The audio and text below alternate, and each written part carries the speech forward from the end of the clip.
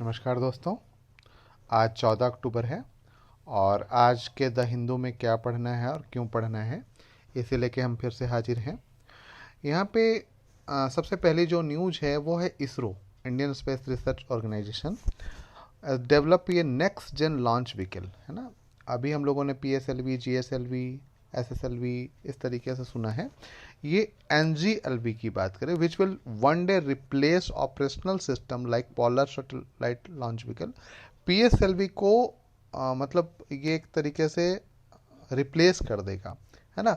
तो NGLV next gen launch vehicle में assume PSLV role, मतलब PSLV के रोल को कम कर देगा या उसको रिप्लेस कर देगा, इस तरीके की बातें हैं।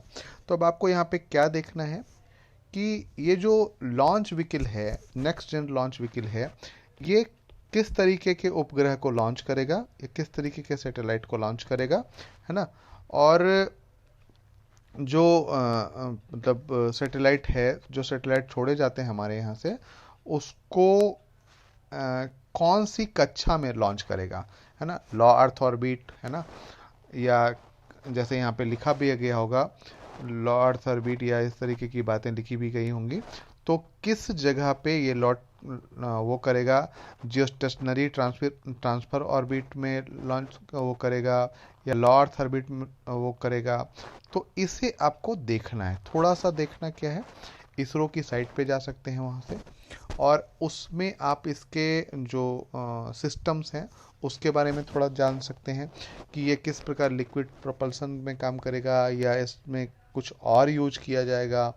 और आपको जो और काम करना है वो काम करना है, आपको एक काम करना है SSLV, है ना, PSLV, GSLV, और अब आया है NSLV। तो इनके बारे में दो दो लाइन लिख लेना है, ठीक है। मैं जानबूझ के नहीं करता हूं ताकि आप थोड़ा सर्च करेंगे तो आप, जब हम क्या करते हैं कि जब हम सर्च करते हैं तो हमें कुछ चीज़ें और भी मिल जाती हैं, और उससे क्या होता है कि हम एक समग्र रूप से चीज़ों को पढ़ पाते हैं, है ना। तो आप इन चारों को सर्च करेंगे और दो दो लाइन लिखेंगे, ठीक है। दो दो लाइन लिख के उसे साइंस वाले, साइंस टेक वाले में एक नोट्स के रूप में बना देंगे। इसके बाद है पेज नंबर 7 पे, पेज नंबर 7 पे हम चलते हैं। इसमें है कि इसरो जो है, एक और न्यूज है इसरो से, और इसमें जो न्यूज है वो है ISRO proposed dedicated satellites for supporting agriculture sector, है ना।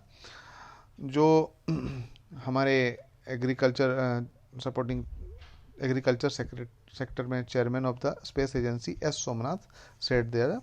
तो एग्रीकल्चर सेक्टर, है ना, कृषि क्षेत्र के लिए डेडिकेटेड सैटेलाइट भेजा जाएगा। अब ये डेडिकेटेड सैटेलाइट क्या करते हैं, इसके बारे में बात कर सकते हैं हम। डेडिकेटेड सैटेलाइट जैसे आपको, हमको क्या है कि क्रॉपी जो क्षेत्र हैं उसमें वर्षा का मापन, या क्या बोलते हैं, फॉरकास्टिंग, मतलब उसके लिए पूर्वानुमान करना, इस तरीके का, मतलब कृषि कार्य से संबंधित इन चीज़ों के लिए विशेष एक सैटेलाइट या उपग्रह छोड़ा जाएगा, इसी के बारे में बात की गई है। यह उपग्रह किस प्रकार का होगा, भारत कृषि सैटेलाइट की बात की गई है यहाँ पे, भारत कृषि सैटेलाइट प्रोग्राम, है ना। तो इस प्रकार से इसे आप यहाँ पे नोट करिएगा, और उसे आप एक पॉइंट में, अभी आपने लिखा होगा जहाँ पे SSLV, PSLV, GSLV और NSLV लिखा होगा, वहाँ पे एक नीचे लाइन नोट में लिखेंगे कि इस प्रकार का सैटेलाइट इस दिन छोड़ा गया और इसके मुख्य कार्य ये हैं, ठीक है। तो ये दो काम कर लेंगे आप। इसके बाद है फॉलिंग रिजर्व, और जो falling reserve and the bogey of the RBI's role, है ना। अभी जैसे आपने देखा होगा कि विश्व में मंदी का दौर चल रहा है, डॉलर की कीमतें बढ़ रही हैं, तो जो फॉरेक्स रिजर्व है, फॉरेन एक्सचेंज का रिजर्व है, वो कमज़ोर हो रहा है या कम हो रहा है ना। तो इसके लिए क्या क्या उपाय अपाए जा सकते हैं, किस तरीके से हम इसको रोक सकते हैं या किस तरीके का विनियमन कर सकते हैं, इसी के बारे में बात की गई है ना। किस प्रकार से हस्तक्षेप कर सकता है RBI, और इसी के बारे में पूरी की पूरी बात की गई है ना। रुपये का कितना मूल्य गिरा है या किस तरीके का हुआ है, तो इसी के बारे में बात की गई, और कोई बहुत ज़्यादा इसमें कुछ है नहीं। डज इंडिया नीड ये पॉपुलेशन पॉलिसी? अभी एक चर्चा की गई है कि क्या भारत को जनसंख्या नीति चाहिए। क्या आपको लगता है कि भारत में जनसंख्या नीति होनी चाहिए? यदि हम अ, जनसंख्या नीति की बात करते हैं तो हम क्या करते हैं? जनसंख्या नीति में सामान्यतः कंट्रोल करने की बात करते हैं या रोकने की बात करते हैं। क्या आपको पता है कि जनसंख्या नीति सिर्फ रोकने की बात नहीं करता है?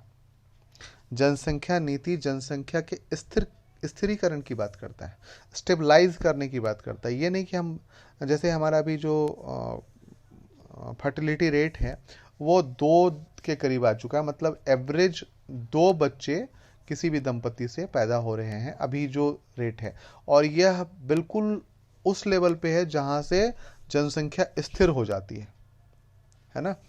यहाँ से जनसंख्या बढ़ती भी नहीं है तो कम भी नहीं होती है, तो यहाँ पे जनसंख्या स्थिर हो जाती है। अब स्थिर जनसंख्या तो हो चुका है, यदि हम इसे रोकने का प्रयास करते हैं तो निगेटिव होगा, और निगेटिव होने का दुष्परिणाम ये होता है कि हम 10 साल या 12 साल या 15 साल के बाद एक मतलब बड़ी जनसंख्या होती है हमारे पास, जो बुजुर्गों की जनसंख्या होती है या बूढ़ों की जनसंख्या होती है। अभी भारत का डेमोग्राफी जो है वो युवाओं की जनसंख्या में है। तो इस प्रकार से हमें एक निश्चित तरीके से रोकना होगा या निश्चित तरीके से इसका मैनेजमेंट करना होगा, ताकि हम उसे एक बैलेंस के रूप में कर सकें, है ना। इसी पे बात की गई है, तो आप इसे पढ़ें, थोड़ा समझें। Infosys lifts revenue forecast Q2 net rises 11.4%। तो चलते हैं हम पेज पे सीधा, क्योंकि बिजनेस पेज पे ही मामला है। इन्फोसिस लिफ्ट रेवेन्यू फोरकास्ट, है ना। अब उसने जो रेवेन्यू फोरकास्ट था उसे कम कर लिया है, और जो वो है, क्या बोलते हैं उसको, Infosys on Thursday lower and on it's full year revenue guidance, citing a strong demand pipeline after the software services provider reported second quarter net profit rose 11.4%। यहाँ पे रेवेन्यू फोरकास्ट जो है उसको बढ़ा दिया गया, सॉरी मैं ध्यान नहीं दिया था, उसको बढ़ा दिया गया है ना। अब उसे 11% कर दिया गया है। यदि ऐसा होता है तो ये एक अच्छी बात है और अच्छी शुरुआत है। देखो कभी कभी क्या होता है कि हम यहाँ पे देखते हैं कि रेवेन्यू हमारा बहुत तेज़ी से बढ़ रहा है, पर इसकी गहराई में हम जब जाएंगे तो रेवेन्यू क्या सच में बढ़ रहा है, या एक बबल्स आया हुआ है, या एक जो रेवेन्यू आ रहा है वो एक झटका है, या एक तरीके से अचानक से आया हुआ है। तो इसे देखना पड़ता है। ठीक है, यदि इस तरीके से बढ़ता है तो बहुत ही अच्छी बात है, लेकिन ये भी ध्यान रखना होता है कि क्या अचानक से आया हुआ बबल तो नहीं है कहीं, है ना। क्योंकि आपने देखा होगा कि अभी बाइजू जो है वो अपने प्रॉफिट में बहुत सारी चीज़ें दिखा रहा था, पर जब उसकी ऑडिट की बात हुई या जब उसका सही में ऑडिट किया गया तो वो आमदनी भी दिखा रहा था। जैसे मान लीजिए कि हम 4 साल के लिए एक कोर्स दे रहे हैं और उस कोर्स को 4 साल चलाना है, और जब उसका एडमिशन हुआ तो हम इसी साल में उसे ऐड कर दिए, बट हमें क्या करना था, 25-25% 4 साल तक करना था, लेकिन हम लोगों ने क्या किया कि इसी साल में ऐड कर दिए। तो ये उसके बाद समझ में आया कि अच्छा ये तो घाटा हो रहा है, मतलब ये जो लाभ हम दिखा रहे हैं वो उस लेवल पे लाभ नहीं है जिस लेवल पे होना चाहिए। तो इस तरीके की चीज़ें भी होती हैं, तो आपको ये भी देखना है। खैर अभी ये कह रहा है तो ठीक है। इसके बाद है rent food cost for US retail inflation, और है ना। तो जो यूएस में रिटेल इन्फ्लेशन है उसमें जो है क्या कर दिया है कि बढ़ावा हुआ है रेंट फूड कॉस्ट पर। जो रेंट हैं या फूड कॉस्ट हैं वो बहुत ज़्यादा बढ़ गया है, तो इन्फ्लेशन की बढ़ इन UN consumer price rose more than the expected in September as rents surged by the most since 1990, and the cost of food also rose, reinforced expectation the Federal Reserve will deliver a fourth 75 basis point rate increase at its meeting next month। अब यहाँ पे ये ध्यान रखिए कि inflation rate वहाँ फिर से बढ़ रहा है, तो इसे रोकने के लिए फिर से federal reserve 75 basis point rate increase करेगा। इसका मतलब है कि पूरी दुनिया में मंदी के जो चांसेस कम भी हो रहे हैं उसे ये बहुत बढ़ा देगा। एक कहावत है अंग्रेजी में कि यदि अमेरिका का जो फेडरल रिजर्व है या केंद्रीय बैंक छींकता है तो पूरे विश्व को सर्दी लग जाती है। यदि वो 75 बेसिस पॉइंट अपने रेट बढ़ाता है, इसका मतलब है कि डॉलर का मूल्य और बढ़ेगा, बहुत तेज़ी से बढ़ेगा, और सीधी सी बात है कि विश्व में मंदी मतलब बहुत तेज़ी से आएगी। विश्व के अन्य मुद्राओं के मूल्य बहुत तेज़ी से गिरेंगे। और ये एक तरीके से, जब कल मैंने कहा था कि विंटर इज़ कमिंग, ठंड आने की शुरुआत हो रही है, अभी ठंड तो आई नहीं है, ये अभी समय है, इस प्रकार से ये बहुत बड़ी आशंका या बहुत बड़ा खतरा पूरे विश्व के सामने है।